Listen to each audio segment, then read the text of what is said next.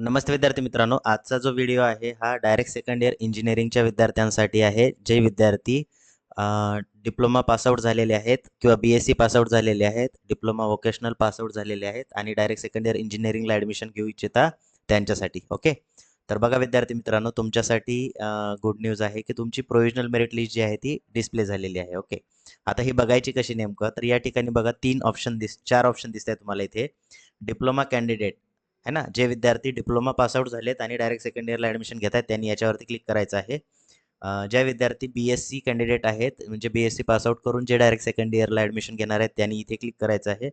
Diploma vocational candidate जे असतील ते नंतर ॲडमिशन जर घेणार असतील तर त्यांनी इथे क्लिक करायचं आणि जे डिफेन्स कॅन्डिडेट असतील त्यांनी इथे क्लिक करायचं, कारण प्रत्येकाची मेरिट लिस्ट जी आहे ती सेपरेट लागते.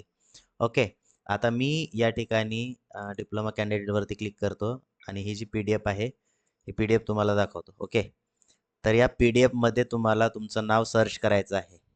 ठीक आहे, तर या ठिकाणी मेरिट नंबर जो आहे तो मेरिट नंबर दिलेला आहे, त्याच्यावरनं तुम्हाला चेक करायचं आहे. ठीक आहे, आता जसं की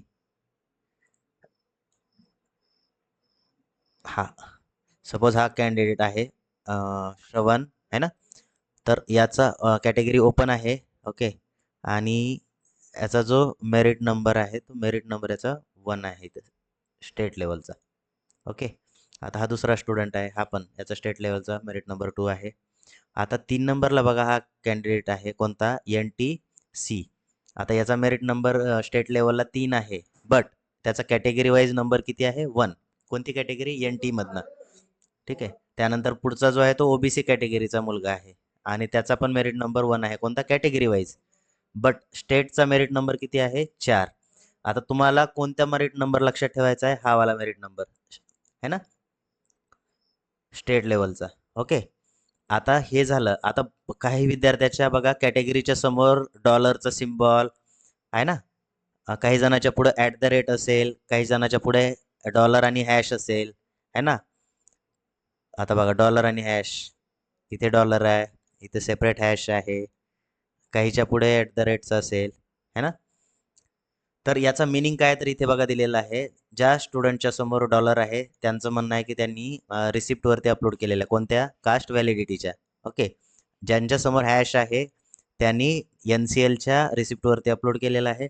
ज्यांच्या समोर @ आहे त्यांनी प्रोफार्मा व्ही म्हणजे काय, तर EWSचं सर्टिफिकेट जे आहे त्याच्या रिसिप्टवरती केलेलं आहे. ठीक आहे, आता असे विद्यार्थी जे आहेत यांना रिसिप्टवरती ॲडमिशन तर भेटेल, बट त्यांना ओरिजिनल डॉक्युमेंट जे आहे हे सबमिट करावे लागेल. आता हे कधी करायचे सबमिट, तर याच्यावरती मी डिटेल व्हिडिओ बनवलेला आहे.